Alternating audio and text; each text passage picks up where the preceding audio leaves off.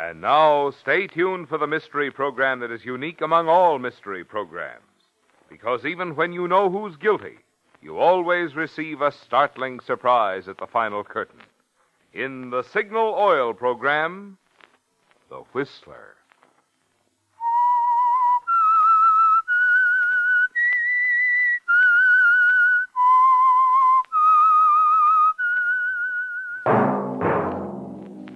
Signal, the famous Go Farther gasoline, invites you to sit back and enjoy another strange story by The Whistler.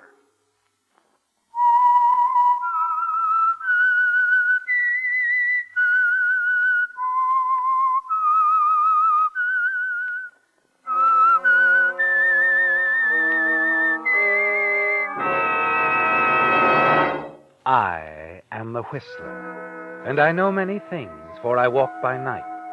I know many strange tales hidden in the hearts of men and women who have stepped into the shadows. Yes, I know the nameless terrors of which they dare not speak. And now for the Signal Oil Company, The Whistler's strange story, Whirlwind.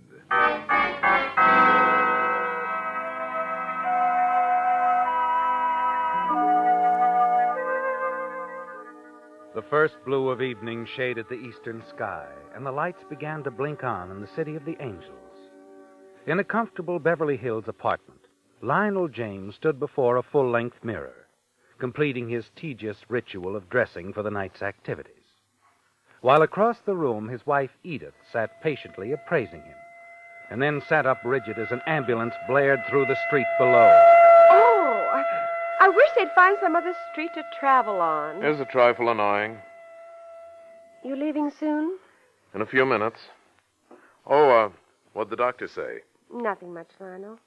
Just stay quiet as much as possible. It's good advice. Regaining your strength after a burst appendix takes time. I know, but staying in so much is driving me to distraction. I wasn't so lonely when the Hubbards were living upstairs, but now... Somebody will be moving in a few days. Oh, good heavens, what was that? Alley cat. Oh, certainly getting sensitive to noises. I jump at the sight of sound. Well, another few weeks. Oh, my tie look all right? Fine. Why do you have to leave so early? Have an interview scheduled with a new actress. Lionel, you won't like this, but staying here in the apartment night after night alone, I can't help wondering how you really get along with these actresses. No, I don't like it. I don't like it at all. And I thought I made it clear that there's one thing I will not tolerate. Interference in my professional life. Oh, I'm sorry, dear. Forgive me. Now, run along and don't you worry about me. Oh, try not to. And you try to keep cheerful.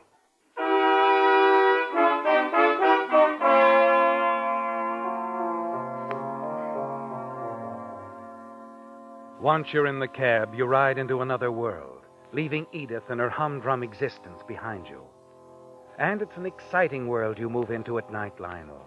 Hollywood's bright Sunset Strip, filled with glamorous debutantes and flashy cigarette girls, of millionaires and tramps, of hot jive and dreamy love ballads.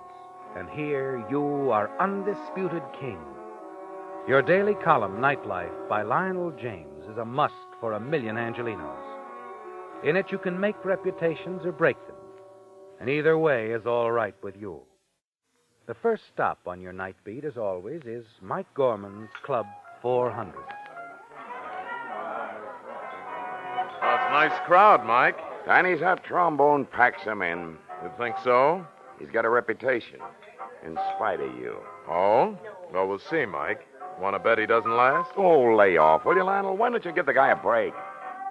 All right, so he took a dame away from you. He still plays good trombone. Tiny and I can handle this between us. One of these days, Lionel, somebody's going to let you have it, but... Don't count on it. I guess not. Too much to hope for. This way, please. Hey, Mike. Who is she? Who's who? You know darn well who I mean. The Vision, followed by that toothpick. Huh? Never saw him before. Haven't, huh? It's funny. Waiter's taking them to center ringside. That's your table, Mike. Well, what of it? They're friends of mine. All right, so I'd like to meet your friends, Mr. And Gorman. don't I know why? 2 months ago, it was that little soloist. Last month, the new cigarette girl. Mike, I want to meet her. Look. They've just been married 6 months. I want to meet her, Mike. No. Mike Gorman, protector of family and fireside, huh? Oh, that's just dandy. All right, I'll introduce myself. And, by the way, catch my column tomorrow, Mike. Club 400's on its way out. Please, Lionel, let her alone. She's nice, I tell you. And... Out of my way, boy. You bother me. Okay, Lionel. You win.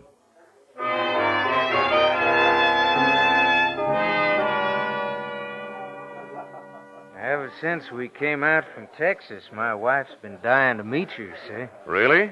Oh, that's quite a compliment. Well, I'd sooner go without breakfast than miss one of your columns. Well, you're the first reader who's preferred me to ham and eggs, Mrs. Thomas. Well, since you seem to know all about me, let's find out some things about you, huh? Now, tell me, what brings such a charming couple to our wicked city? Well, now, if it were up to me, we'd still be in Texas. It's all my fault, Mr. James. Mr. James? I prefer Lionel. All right. Shelley and Jim for us, then. Fine. Now, what was all your fault? Our coming to Hollywood. You see, I like to sing. Really? Well, I'm not very good. Well, now, I wouldn't believe that, Lionel. I wouldn't be here if she weren't any good. As I was saying, I like it in Texas. I'm making out right well. But Shelley here's yearning for footlights and excitement. Well, what woman isn't? Well, I want to see Shelley happy. After a little, when she gets tired of high living, why, we'll go back to Texas and settle down. Now, you're being very sensible, Jim. He's being wonderful, but we don't know how to start. Well, that's a fact. We're still staying at the Ritz. Don't even have an apartment yet. Oh? Well, there's a happy coincidence. We have a vacancy right above us at the Beekman Arms. It's an apartment hotel, but very nice. Manager's a friend of mine, too. I'll talk to him in the morning. Honestly? Of course. Oh, that's Well, now, I must say that's very kind of you, Lionel. Very kind. Nothing. Glad to do it. Now about Shelley's career, huh? I'd like to arrange an audition, Jim.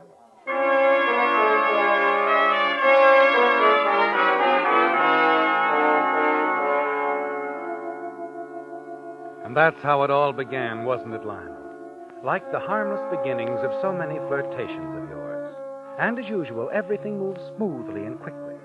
Shelley's audition the next afternoon won her an instant booking at the exclusive Grotto Club. Shelley could really sing, and her success was immediate. And you should share the success with her, mold it to your own liking with daily comments in your column. During the next few weeks, the two of you go to parties, late shows at other clubs, and share quick snacks together. And then one night, you and Shelley are driving home from an after-theater party. I had such a wonderful time, Lionel. Too wonderful. What? I'm not going to see you anymore, Lionel. Oh, you don't mean that, Shelley. Yes, I mean it. It isn't right, and I'm not going to be dishonest anymore. Isn't it a bit late to play the Girl Scout? Oh, don't talk that way. Why are you stopping? To look at you, Shelley. And to... Lionel, Oh, I wish you hadn't done that.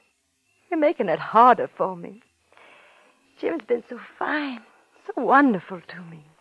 How do you feel, Shelley? Inside? I don't love him anymore. I love you, Lionel. Shelley.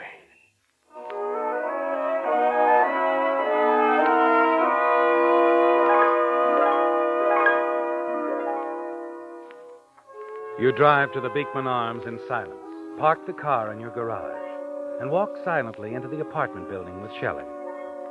You can't quite tell what she's thinking. You've never seen her like this. Mechanically, you see her to her door. She puts the key in, quietly unlocks it.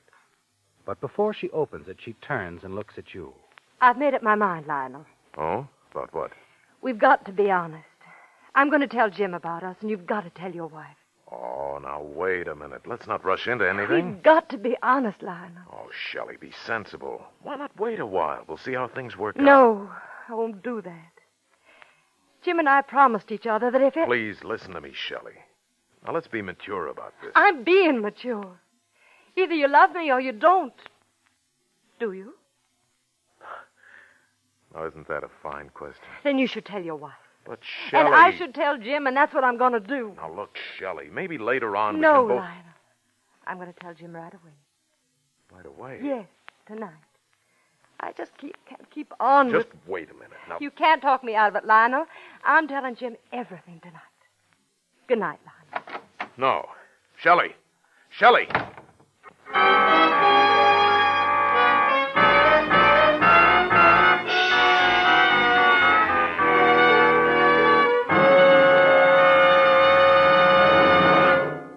If you're using tomorrow's holiday for a drive somewhere, it's also a chance for you to have some extra fun making a little experiment.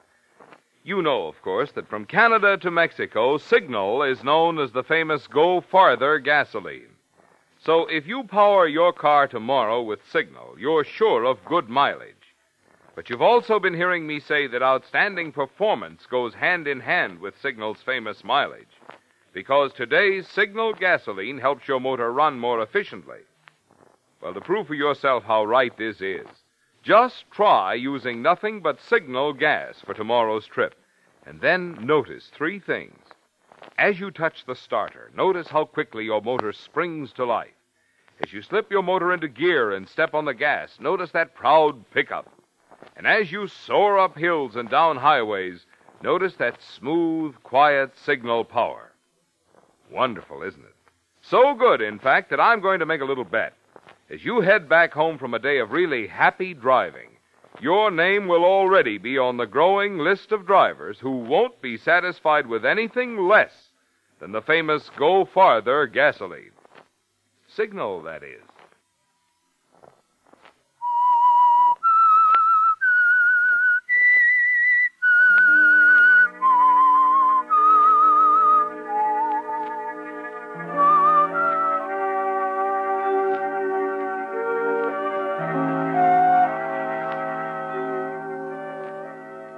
Well, Lionel, when Shelley slammed the door in your face, she left no doubt about her intentions. You hadn't planned on a showdown with Jim about Shelley, had you? True, Shelley's charms delight you, but the thought of doing the honorable thing has never once occurred to you. And you hope that Shelley herself has somehow changed her mind about telling Jim. You purposely avoid both of them for the next few days. And then one late afternoon, you're at the office writing the next day's column.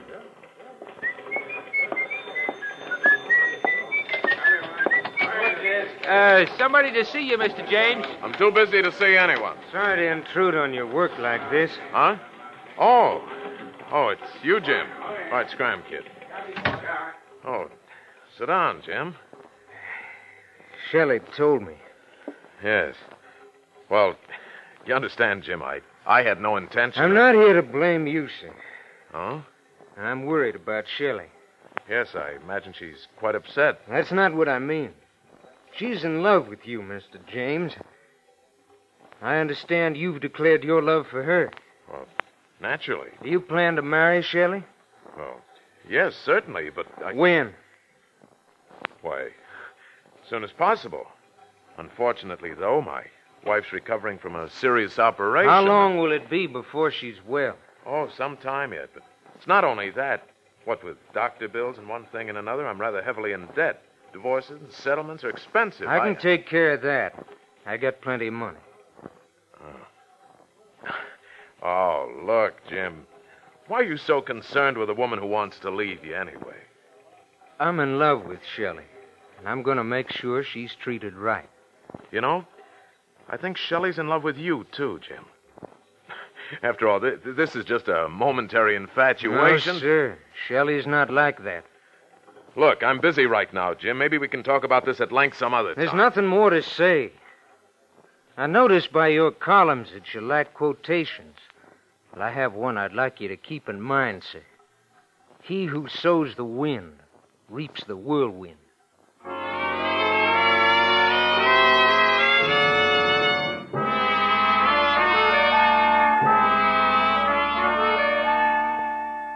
After Jim's visit and his veiled threat, you decide to wash your hands of the whole affair. You don't call Shelley anymore. You even avoid the Grotto Club where she sings, and instruct the telephone operator at the newspaper office to say that you're out, should she call you. But it isn't that easy, is it, Lionel? A week later, you step out of the newspaper building and look around for a cab. Hello, Lionel. Huh? Oh, Shelley. How are you? Don't see much of you since you left Jim and moved out of the apartment. I'd like to talk to you. Yes, of course. We must have a long talk, but if you don't mind right this minute... But I do mind. I want to talk to you now. Well, I really only have a few minutes, but if you insist, there's a quiet bar around the corner.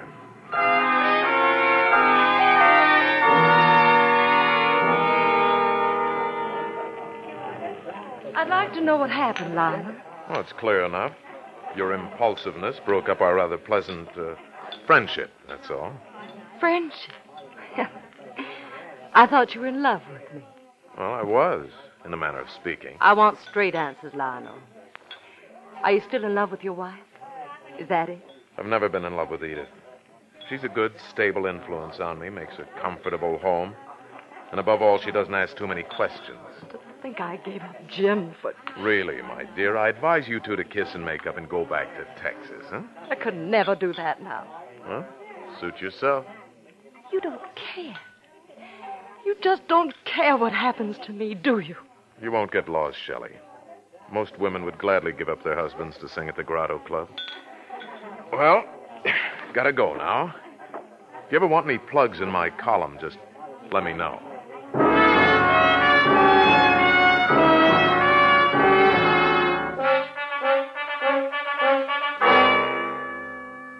That ends the episode as far as you're concerned, doesn't it, Lionel? You make a note to observe more caution with your next pleasant friendship. And for the next week, you move confidently once more in the glamorous circle of Hollywood nightlife. And then one day, your editor calls you at home, says it's important that you come to his office immediately. Oh, John, what's so all-fired important? Sit down, Lionel. All right, I'm down. What's the pitch? Quite a pitch, Lionel. I'll make it quick. I told you a few months ago to stay away from other women. And I told you that was my business. Yeah, was your business. There's been too much talk, Lionel. You're through. Wait a minute.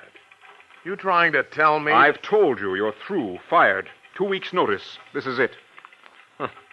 You must be out of your mind.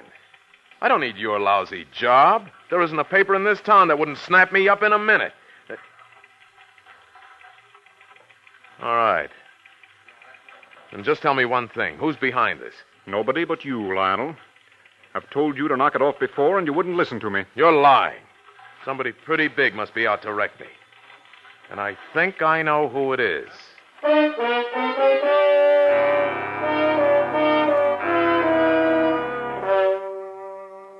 You're certain Jim Thomas is behind it all, aren't you, Lionel? No matter how much your editor denies it, you're sure it's Jim. As you receive rejections from the other newspapers, you're more certain than ever that behind it all is Jim. You're desperate now. You even call Shelley, but she won't talk to you. Finally, you decide to go to Jim Thomas himself, still living in his apartment above yours. Who's there? It's Lionel James, Jim. I'm sorry, but I'm not at home to you, Mr. James.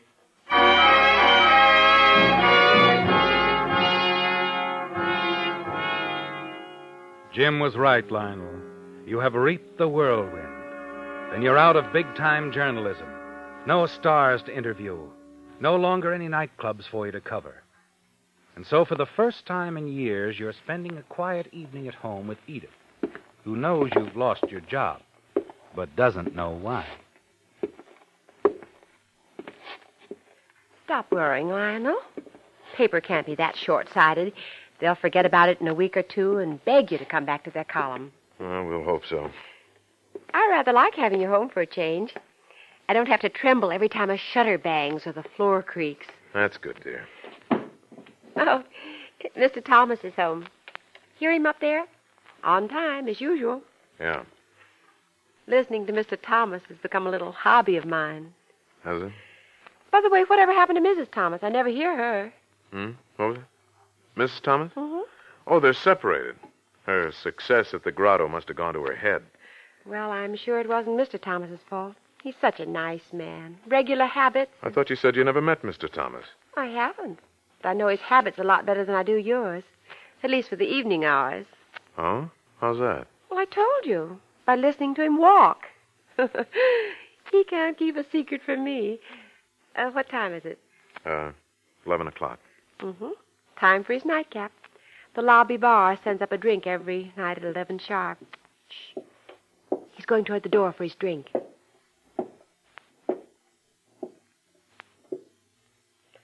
Now he's opening the door, taking the drink, and tipping the waiter. Oh. What makes you so sure? I can't hear anything. Neither can I with this waiter, but one of them has a voice like a foghorn. Very interesting. Yeah. Anything else you can deduce from Mr. Thomas's footsteps? Quite a bit. Shh. He's taking the drink straight to the bedroom.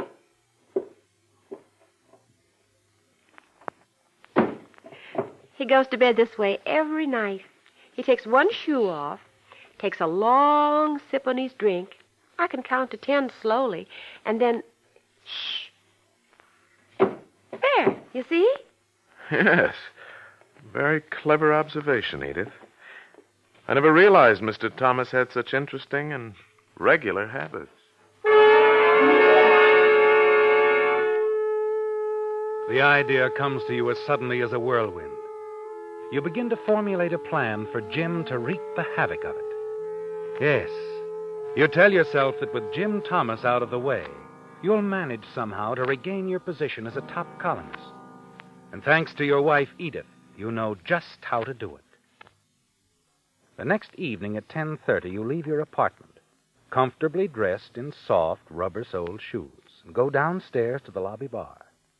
Take a seat toward the end of the bar where they set up the drinks for room service, and chat pleasantly with the bartender until a few minutes before 11. Excuse me a minute, Mr. James. I got to mix up a hot buttered rum. Stand in order. Of course. Hot buttered rum, huh? With a nice nightcap. This customer thinks so. Won't go to sleep without it. Really? Do I know him? You might. Lives right above you. Fella from Texas. Good tipper. There she is. A little more clove, and we're all set. Ah, looks good. Certainly hope he enjoys it. When the bartender turns away, you empty a small envelope of powder into the drink. Then sit back and watch as the bellboy comes to pick it up, and then disappears into the elevator with Jim's nightcap. You wait until he returns with the empty tray a few minutes later. You have to work fast now, don't you, Lionel? The poison paralyzes instantly, and death follows in about an hour. And you intend to be far away from the hotel before Jim is dead. You take the elevator to your floor, then walk up to Jim's apartment. Let yourself in with a passkey that served you so well before with another of your pleasant friendships who lived in the same building.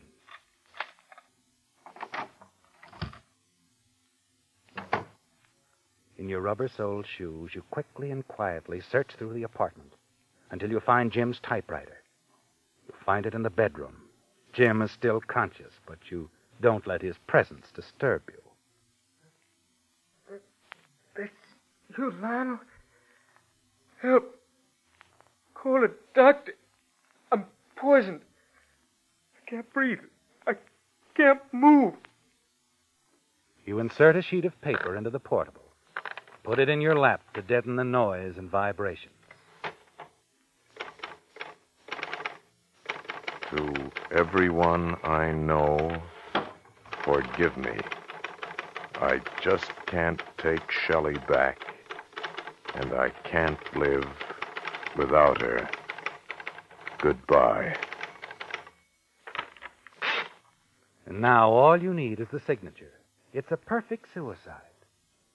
You take Jim's driver's license from his wallet lying on the dresser and carefully copy the 3 letters. J-I-M. That's it. That does it. You poisoned my drink. You're trying to kill me, Lionel. Don't, Lionel. You didn't give me much choice, old man. I'm afraid the harm is already done. You should have chosen your enemies more wisely. Lionel.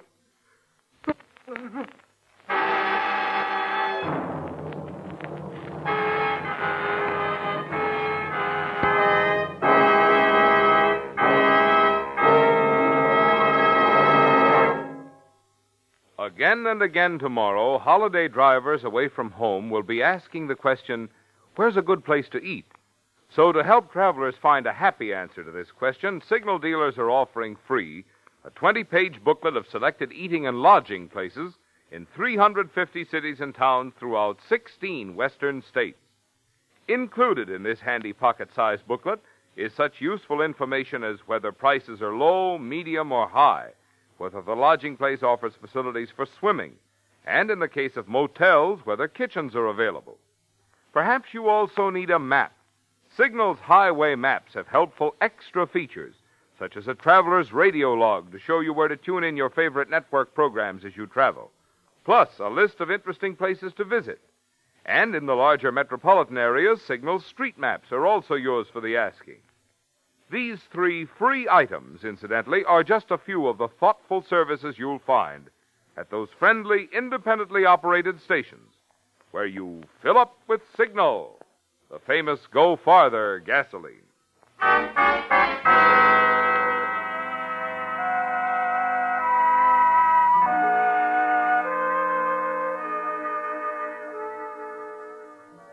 You weren't the one who reaped the whirlwind, were you, Lionel? You smile to yourself confidently as you place a Do Not Disturb sign over Jim Thomas's door and quietly leave the apartment building. You're certain Jim Thomas's death will be recorded as a cut-and-dried case of suicide. You spend the rest of the night until 2 a.m. playing poker with some old friends. And when you get back to your apartment... Who's that? Me, Lionel. Oh, am I glad to see you, Lionel. There's been a murderer loose in this apartment house. A murderer? Yes. I was listening to Mr. Thomas upstairs. I heard him take one of his shoes off and drop it to the floor.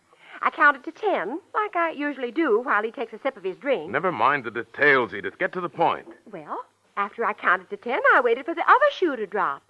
Nothing happened. For a few minutes, I didn't think much about it, though it did seem strange. And then I heard him moaning. I rushed upstairs and pounded on the door. You? You went up there? Well, I certainly did. I saved that poor man's life. You what? When I couldn't get in, I called the manager and the house doctor. And Mr. Thomas is alive with his wife at his side because I called him in time. Someone was trying to murder him in cold blood. Mr. Thomas knows who it is, and so do the police. They wouldn't tell me who it is, but I'll find out. Open up in there. Police department. Yes. Yes, my dear.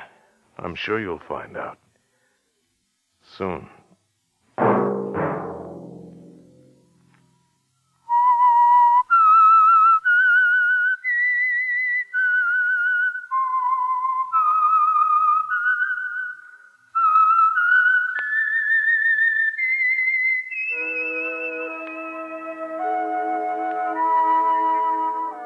Let that whistle be your signal for the Signal Oil program, The Whistler, each Sunday night at this same time. Brought to you by the Signal Oil Company, marketers of Signal gasoline and motor oil and fine quality automotive accessories. Signal Oil Company has asked me to remind you that this weekend's heavy homeward bound Labor Day traffic makes it even more important to drive at sensible speeds, be courteous, and obey traffic regulations.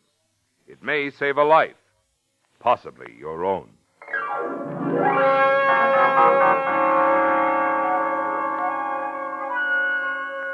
Featured in tonight's story were Bill Foreman, Paul Frees, Doris Singleton, and Sarah Selby. The Whistler was produced by George W. Allen and directed by Robert Hafter, with story by Meyer Dolinsky, music by Wilbur Hatch, and was transmitted to our troops overseas by the Armed Forces Radio Service. The Whistler is entirely fictional, and all characters portrayed on The Whistler are also fictional. Any similarity of names or resemblance to persons living or dead is purely coincidental. Remember at the same time next Sunday, another strange tale by The Whistler. Marvin Miller speaking for the Signal Oil Company. This is CBS, the Columbia Broadcasting System.